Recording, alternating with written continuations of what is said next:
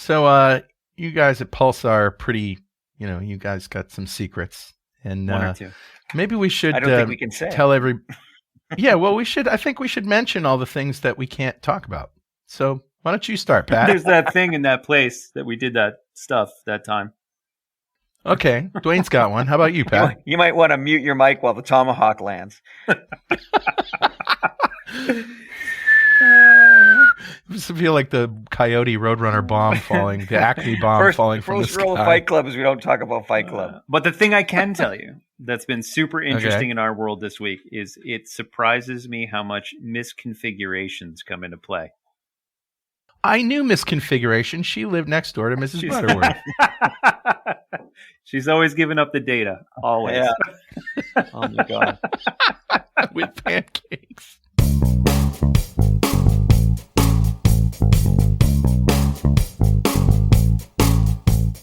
Hey guys, what's up? Hey, Carl, how you doing? Hey, Carl, how's it going?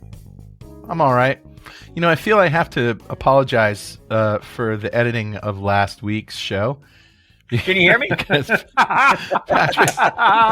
Today, loud and clear, Mr. Hines. Loud and clear. Yeah, good. Yeah. So last week, Patrick's mic and video was freezing, and he could hear us, but we couldn't hear him. We couldn't see him. And it happened like 5 or 6 times during the show, after which we had to restart. So we gave all the files to Brandon, our editor, and he put them together. And I guess he missed some of the things where Patrick was going, "Hey, can you guys hear me?" We'll answer that question. We couldn't hear him. I could hear you guys clearly. And also, it sounded really rude. Like if we just cut you off, like you just started jumping in Why there, are you and not then Dwayne just cut acknowledging you that off. poor bastard? Oh, fun times. Every once in a while, when I'm on a webcam like this, I like to just freeze and pretend I'm frozen. Yeah. Right. That's an art form. That is an art form to be able to fake a bad connection. So now we'll see if that gets edited out. That would be awesome. I can't hear you. I'm going through a tunnel. Yeah, I'd like cream and sugar. I'm going through a tunnel. Oh, I lost you. Again, we're encouraging bad behavior. Yes, we still, are. Don't do that. I think that's part of our job is bad behavior, but we have to tell people about it. Well, yeah. Right. We have to tell them about it. You know what's the worst behavior? What's that? The worst behavior, and makes me think about this, because when I was having that bad connection, I kept thinking about, what I need to back up. Do I need a better camera? Do I need this? And we tried. I switched computers, I switched mics and headphones. And so the only thing it could have been is either just bad luck or my internet connection. Right. And so it started thinking about, reliability. One of the things that we didn't mention, and I'm not sure it's going to come up on these podcasts, so I wanted to bring it up, is everyone should be doing backups, but everyone should be also doing restores to practice and to also know that their backups work. That's a good idea. It could have also have been the NSA/CIA quantum insert program in the middle of your SSL chain to Zencaster. Well, you couldn't predict it if it was possible. Quantum. Yeah, if it was quantum, it would be probabilistic. They're like sending Tomahawk cruise missiles to my house, will you? Not a chance. All right. Let's, as always, we go over some stories that happened in the last week, and we try to come up with a theme, and that usually ends up being our title of our show. This one's going to be tough. The title of our show. This one's going to be tough this week to come up with a theme of continuity. A thread. Right. A thread of continuity. How about not just backups, but restores? Maybe. Well, maybe. But you know what? Let's let that evolve. The current candidate. Over the right. All right. The session. Ruminate, marinate. Yes, think about it. So the first story is at bleepingcomputer.com, and I know because I see everything I purchased off of Amazon in the last week. It's crazy. Hey, you know what? You know what's even worse is if you buy some. I bought something from Bleeping Computer. They sell things. Did you know that? Yeah, I sure. didn't know that. I actually bought an Azure certification course thing, whatever. Anyways, and now I get times per day emails from them trying to sell me other unrelated things. Well, anyway, so what's our first story? So our first story is The Bloody Stealer, which sounds like what? It's like a slasher movie. It sounds like a murderer from the 1800s. Jason in that? Is Freddy or Jason in that one? I can't remember. Right. So it's a game, right? No, it's actually a piece of malware that steals information primarily around games. So from the Epic Games Store, from Steam, from EA, Origin, what it's looking to do, like all markets, the theft of data now is picking a silo that they want to play in. And in this particular market, it's gamer information. So I noticed that on Bleeping Computer, they first called it a new malware sold on dark web forums. And then they called it a new Trojan. And I don't think we've ever, in the context of security, I don't think we ever said what a Trojan is. Carl, explain Trojans to us. Well, so I think of the Trojan horse, That's exactly the right. That wasn't analogy. the one I was thinking of, but go ahead with that one. Well, okay, all right. So yuck. Okay, Trojans, haha. Although the analogy stays the same, you're going to hide inside of a valid piece of code. You pose as something harmless, and you're actually dangerous. Yep. Okay. So wolf in sheep's I remember clothing. we used to talk about Trojans all the time when I was younger, in more ways. Do you than remember one. Yuck, Elf yuck. Bowling? But Elf is that something? Bowling? There's a little executable that was passed around in the late '90s, early 2000s. That was it was a bowling game where the elves were pins. It came out around Christmas time. I'm playing it right now. That was a Trojan. That was a malware. Okay. That was an information gatherer. Okay.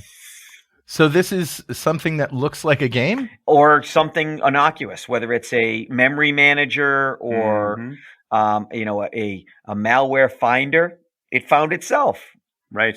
There's all sorts of basically if you wrote a program and said this will correct the size of all your icons on the desktop, and it does that, but it also collects all your data and captures your keystrokes and things like that. Right. And a lot of times these come out as like hacks for games. So there are plenty of first person shooters out there and that sort of stuff where they'll say, hey, download this and we'll pop up a map showing you exactly where all the enemies are. Right. And when you download those things and try and run them to circumvent the system, it's actually installing malware and or then running crypto miners. Right. And then pulling information off your system.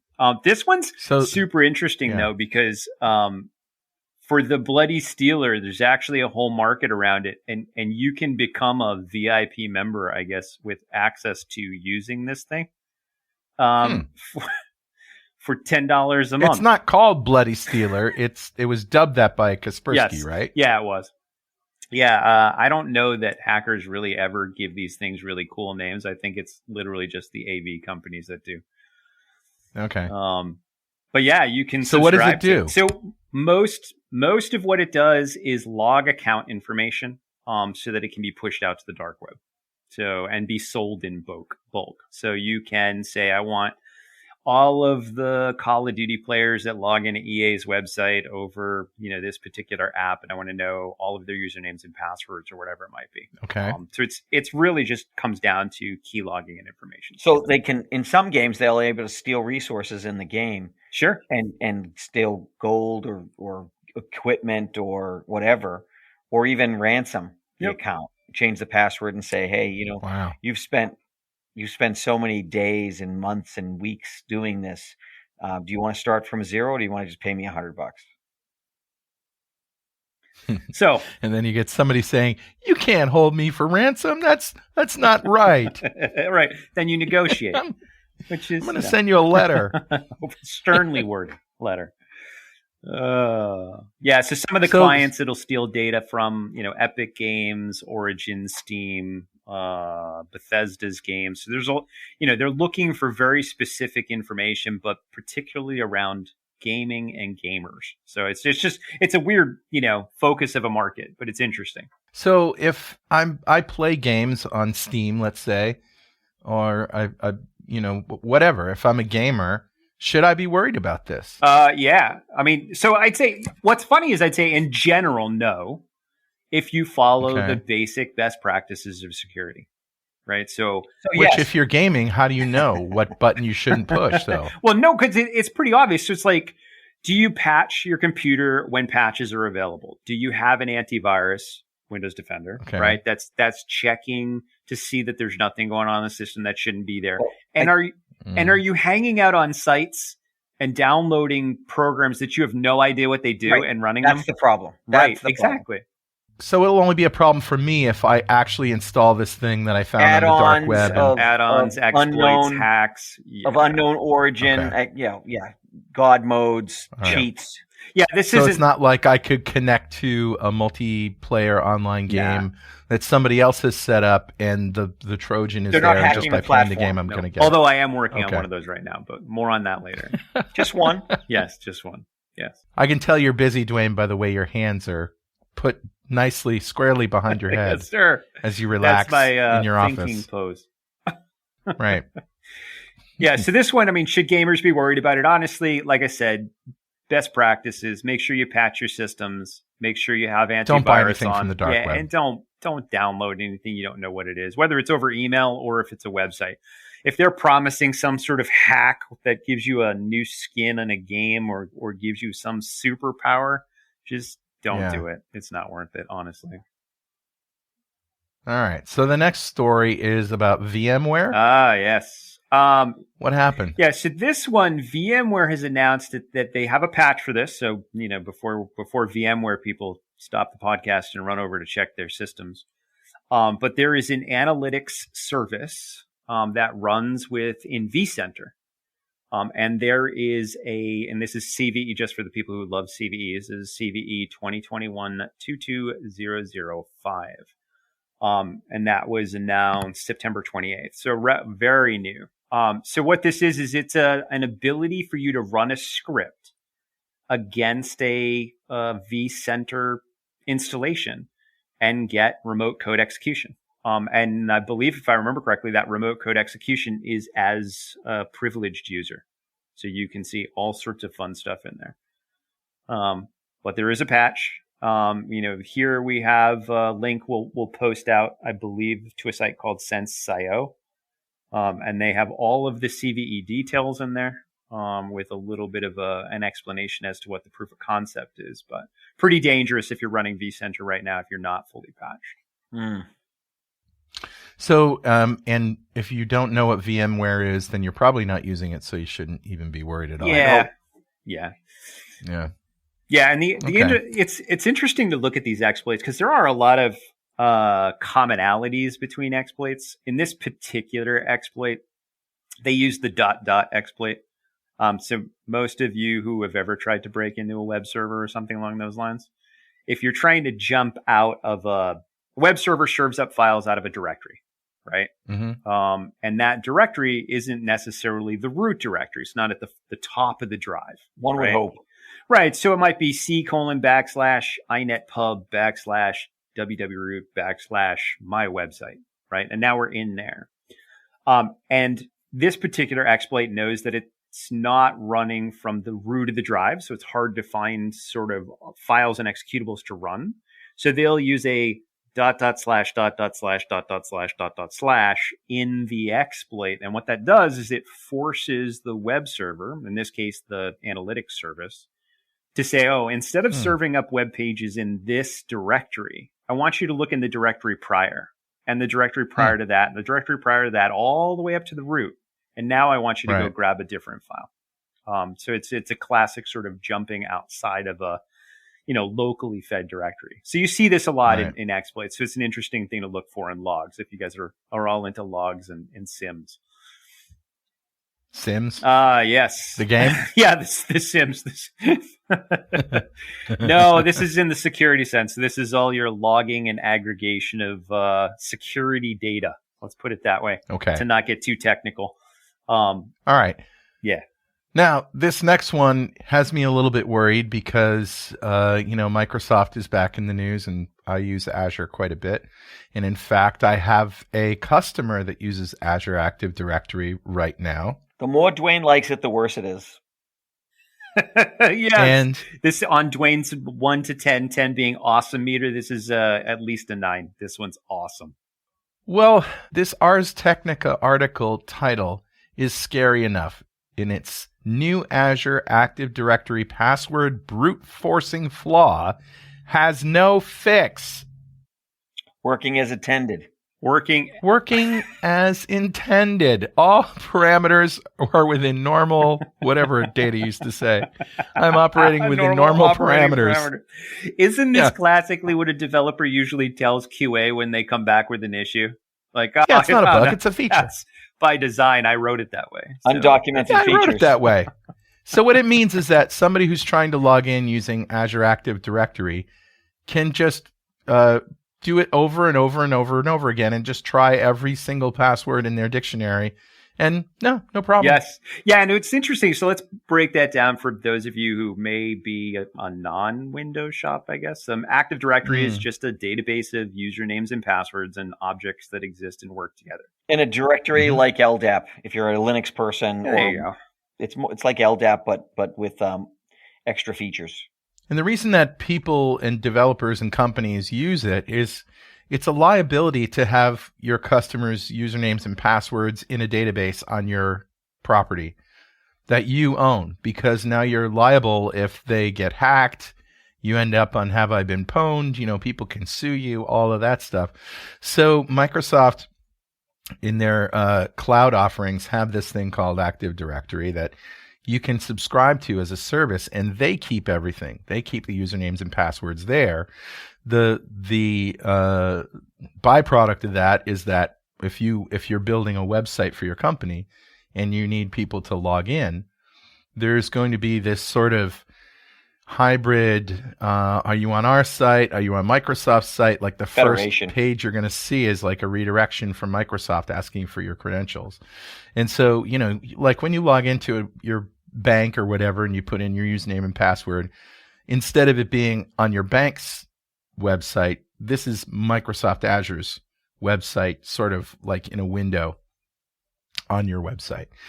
So they're just allowing you to, guess as many times as you want, as often as you want. So a hacker could put up a little script, right? Oh, and I'll tell you, it's even a little bit worse than that. And here's why. So the back end of this is part of Microsoft's Seamless SSO, which is their single sign-on service for Active Directory. So to break that down, what that means is I log into my device, Windows laptop, whatever. It authenticates to the back end Active Directory. And then I carry around that authentication to other services. So as if I use Office or I use whatever, I'm already authenticated because I have this single sign-on. But there's still some verification that has to happen in the background. So it's kind of like the wristband you get at Disneyland. Yeah, you show it, or a keg party. That's right. I tried to go wholesome, and you had to ruin it. Right, I tried more.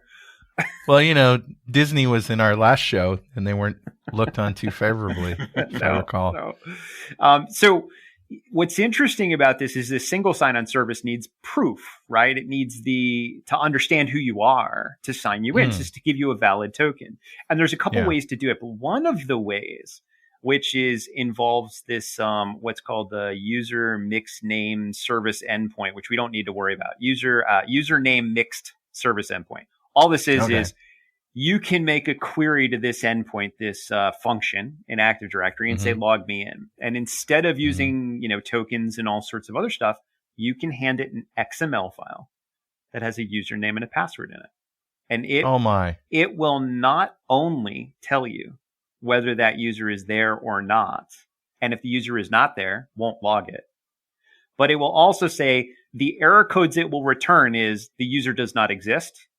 The user exists, and this is a correct username, but the password was wrong. Oh, man. The user exists and does not have a password because they're using passwordless. The user exists, but the password is wrong as entered.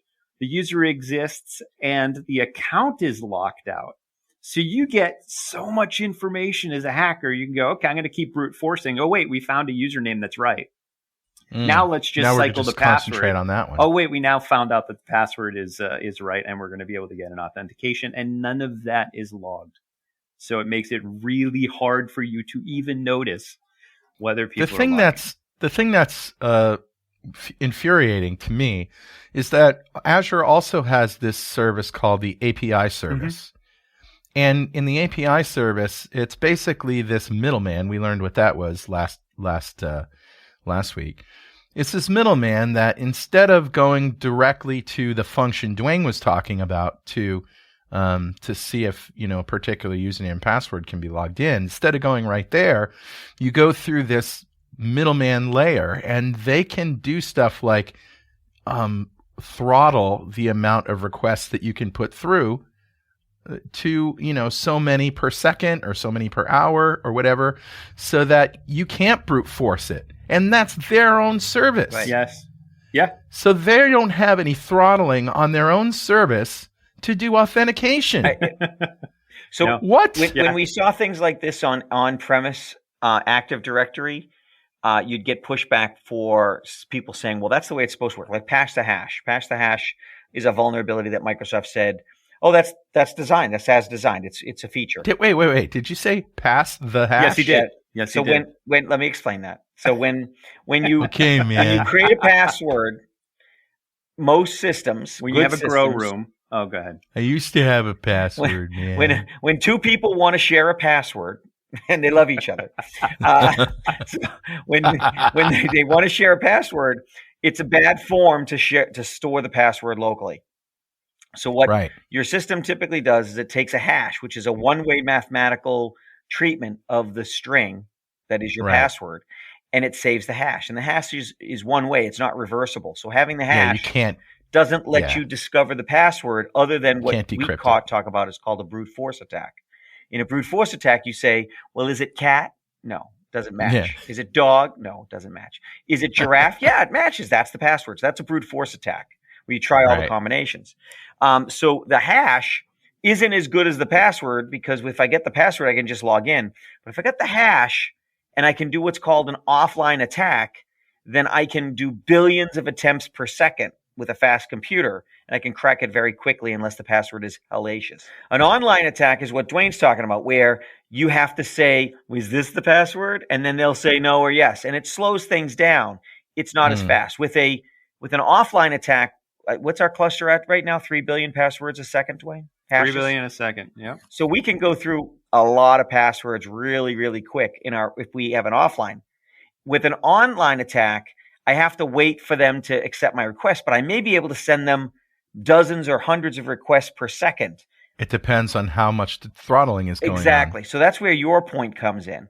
So an offline attack is better than an online attack from the hacker's perspective. So this isn't as bad as them just giving us the hash, but it's pretty bad. Well, and it would be even worse if there was a proof of concept of this. Oh, wait, there is one on GitHub.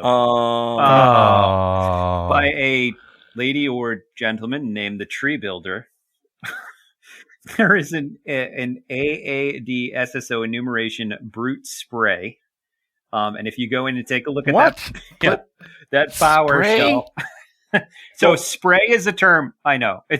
There's so many terms in security. I know, right? Spraying in a security sense is where you're taking a bunch of things, whether you're doing a memory spray where you're spraying malicious code into memory and trying to find it, or you're doing a brute force password spray where you're literally spraying as many passwords as you can out. So now I've heard of a squirting code, but never spraying code. So is squirt synchronous and spray asynchronous? I think that's is spray parallel. Yes. Versus serial. So all right, we have our title, folks. On that, there's a POC out there right now where you could literally go on GitHub, download this, which is also owned by Microsoft, I believe. Yeah, whatever. And you could run this POC, and it literally will go through and brute force these accounts, which is awesome. Now, before we do, this is a problem because typically Active Directory is inside the premises, inside the firewall, and you don't typically put an Active Directory server on the internet unless it's an Azure Active Directory. Right. So that means that if this problem came up and it was on premise, you'd say, well, insider threats, or if a hacker gets through there'd be provisos like, well, if this, then it's a problem. Sure. This is a problem. There's no qualifiers because by default, Azure is on the internet. It's okay. Right. What can you do? For those of you who are freaked out at this point. Yeah, it says there's no fix, but is Microsoft going to start throttling well, Active Directory requests? Not really. So they haven't told us that. Wait, so they actually do, which is weird. But if you run this password spray as fast as you possibly can, you will get false positives on account lockouts. However, there's a way around that. There's a program by Black Hills called FireProx. And FireProx will actually switch your X-Forward or IP header to a different IP address per request. We just lost half of our listeners. Thanks, Dwayne. Let me translate. Dwayne, translator in house. And you correct me if I'm wrong, Dwayne. If you started trying to guess these passwords from the same IP address, Microsoft would say, you know what? You're locked out. Yeah, you slow that down. Yeah. Okay. But this piece of software by Black Hills, which is a really nice, really good company like our own, will allow you to fake that you're from a different IP address for each request, so you don't hit that barrier. Right. So they're trying. Wow. They're trying. But the other interesting thing is this endpoint that we had talked about, this username mixed endpoint that you query. It's primarily there for, at least from my understanding, it's primarily there for legacy Office clients that predate Office 2013. So could you go and disable legacy Office connections to SSO? Probably. I personally don't know how to do that. I'm sure it's in there somewhere. And but you should. But you should. Yeah, you should. If it's possible. All right. Well, that's a disturbing one for me. Yes. And because I have a customer that needs to do something about that. I have a script you could test. Okay. We'll talk. He needs to hack them.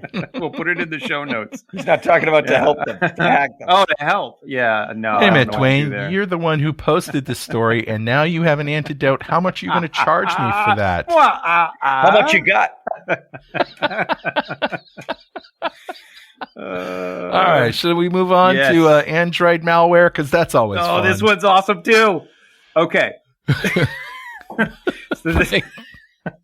So the title of this one is New Android Malware Steals Millions After Infecting 10 million phones and devices. Now, when they say steals millions, you mean millions of dollars, right? Yeah, and in a brilliant way. It's so cool. Okay. So get this. There is this backdoor Trojan virus program called the Gift Horse. And the Gift Horse... I looked at it once in the mouth. And it bit me. Not recommended. And what happens is this hacker consortium group person, I don't know, decided to take this Gift Horse and put it into 200 different applications that they then submitted to the Google Play Store, and they all got approved. So valid Google Play apps and games and whatever had this Gift Horse, virus in the background, Trojan in the background. All right. So first of all, do we have to worry about this if we've gotten things recently from? Heck yeah. Yeah. You got an Android device, and you download things without a well-known provenance. In other words, if you got it from ABC Labs, and you don't know that company, that might be a problem. Is there a list somewhere of these apps that I may need to... This malware was delivered using over 200 Trojanized Android applications delivered through the official Google Play Store. Now, right, but do we have a list? Yeah, so Google has since found these and removed them from the Play Store. But that doesn't mean they've removed them from your phone. Think they do. Honestly, I think if they remove it because of a security issue, they won't actually let you launch them. And I don't even know if they're still on your phones. So, all right. This article says, while Google has removed the apps after being notified of their malicious nature, they are still available for download on third-party repositories. Yeah, so you always have to be careful downloading anything from a third-party repository. I mean, shoot, if Google Play can get bamboozled into delivering malware for bad, nefarious deeds, third parties absolutely are not checking those APKs as close as they should. It also says here that stolen money almost impossible to recover. So that's the other interesting part about this, Carl, is how to steal the money, right? So, okay. You're on somebody's phone. What do you do? Okay, you could log usernames and passwords. You could try and break into bank accounts and that sort of stuff. But you know what's easier?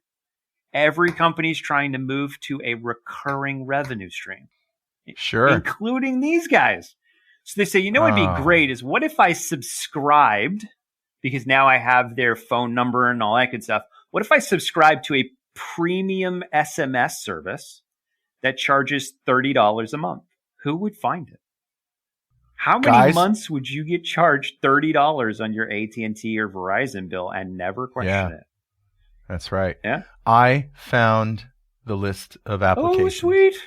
If you follow the link in that article, where it says Zimperium's report, down at the very end of the article, and I'll link it in the show notes. Oh, there it is. That report actually shows, and it has a minimum and maximum, and I don't know what that is, maybe the dollars or euros, but the number one is Handy Translator Pro. I wonder if that's what I was using to order my pakoras last week. It probably is. No, I was using Google Translate. Oh, there you go. Yeah. There are some interesting names in this list. The Clip Buddy. The fitness trainer. Do we know where they're based? The group that's stealing the money. Do we know where they're based? Why are you sending a scud? No, I'm just looking at the heat map, and it shows that they've hit Iran, Russia, the United States. So if they were based in one of these countries, I would expect them to not have victims. My guess would be not Russia, because Russia right now is okay with lots of hacking gangs in Russia hacking outside of Russia, but not hacking inside. So that's kind of a hard rule. And by the way, these guys call it a grift horse, not a gift horse. Oh, did I read that as a gift horse? Oh, grift horse. Hey, that's my dyslexia. And that's a nice little pun, though. It is. I mean, you got a gift horse. No, it's a grift horse. Grift horse. That makes so much more sense. It absolutely does. Yeah, 70 countries hit with this thing. Wow. Which is impressive. So the biggest name that might be involved in this kind of thing would be Venezuela or North Korea, because even Iran has victims. So that might be the false flag. See, attribution is very difficult. Figuring out who actually did something. I think half of Papua New Guinea doesn't have anybody infected. So maybe, Cinema Hall, free HD movies. No, nobody would go for that. No, of course not. Free movies? All right.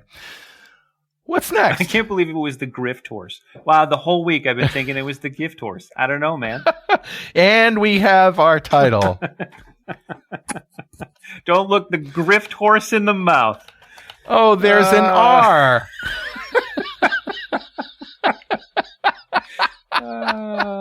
Good times. Consonants don't count. Nah, it's fine. They're just suggestions. They are, just like stop signs and red lights. Ooh. And on that note, okay. Apple Pay. Yes. So this is an interesting one as well. Apple Pay with Visa lets hackers force payments on locked iPhones. What? So this sounds super dangerous, and it is. But there's a whole lot of hoops to jump through to get this to work. Okay. So let me set the stage. You're in a busy New York subway, and you're walking through the turnstile, and you don't want to pull your phone out to use Apple Pay to pay for your ticket.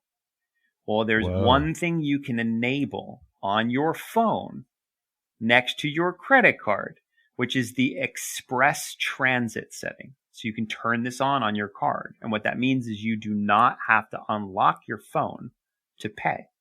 Oh, that's bad. As you pass through the turnstile, it will pay for you. So what do I always say, Dwayne? Convenience is the enemy of security. Absolutely. Yeah. So in this particular hack, and this hasn't been seen in the wild, this is more researcher stuff. But in this particular hack, the researchers were able to emulate the turnstile and then make thousands of charges on a phone that was locked. Wow. But it is super rare that this attack would work, because you'd probably see somebody standing at that turnstile holding a weird, really big RFID reader Proxmark emulator thing, and then would have probably Faraday caged or bagged up all the normal readers so that you wouldn't hit any of those. So it's not as common as you might think. You could deploy it in a restaurant, and when somebody sits in the booth, yeah, absolutely, you could they'll get billed. Yep, you could do it. Although none of this technology right now is small enough for you to really squeeze in a pocket. But I could set up a fake table in a restaurant, I suppose, that would have those readers in the table when you put your phone down. That actually might be pretty neat. And then charge them thousands of times during the meal. But you would have to have this turned on. So this has already been announced to Apple and Visa. The bad part of this is both Apple and Visa are pointing at each other, saying this is a Visa problem or this is an Apple problem. Of so course. At some point they'll get together and go, this is an us problem and we should fix this. Or not. But hopefully they will. My advice would be take the phone out to pay the turnstile. I agree with you 100%. So the Express, as soon as I saw this announced, I actually opened my iPhone and double checked all of my quick pay credit cards I have in there, and it is not turned on by default. Right. So I do not use any of that stuff. Yeah. I use cash as much as possible. I use gas, no credit cards. I use a burner phone and I snap the SIM every time I make a call. I always use Beaver You laugh. However, I'm not losing money with my phone. That is true. That is true. My tin cans never steal from me. Never. My smoke signals are pristine. Completely unhackable. but defeatable by a strong breeze. Yeah, probably. Okay. All right. Last thing. Last week tonight with John Oliver, he did a show on ransomware. I love this show. I love this show. I haven't seen it yet, but I love John Oliver. I'm going to watch it as soon as we hang up. I'll put the link in the show notes. Okay. Well, we have a title. Don't look a grift horse in the mouth. Yes, we do. And awesome. Be careful out there. Always use protection. Oh my God, it's getting crazier and crazier, isn't it? Yeah. Well, that's a show. I can't wait to see what happens next week. But now I've got some worrisome stuff to report to my customer about Azure Active AD. And as always, we'll bring you all of the sad and upsetting and devastating news every week. With a smile on our face. That's right. And me with giddy adulation about how exciting this all is. All right. See you guys next week. Thanks, Carl. Talk to you soon. Good talking to you. Bye-bye. Hey, thanks for listening. You can find us on Twitter at SecurityThisWK and on Instagram at SecurityThisWeek. And we're also working on a Facebook page and a Patreon page. But of course, you can find all of these episodes wherever you get podcasts and at securitysthisweek.com.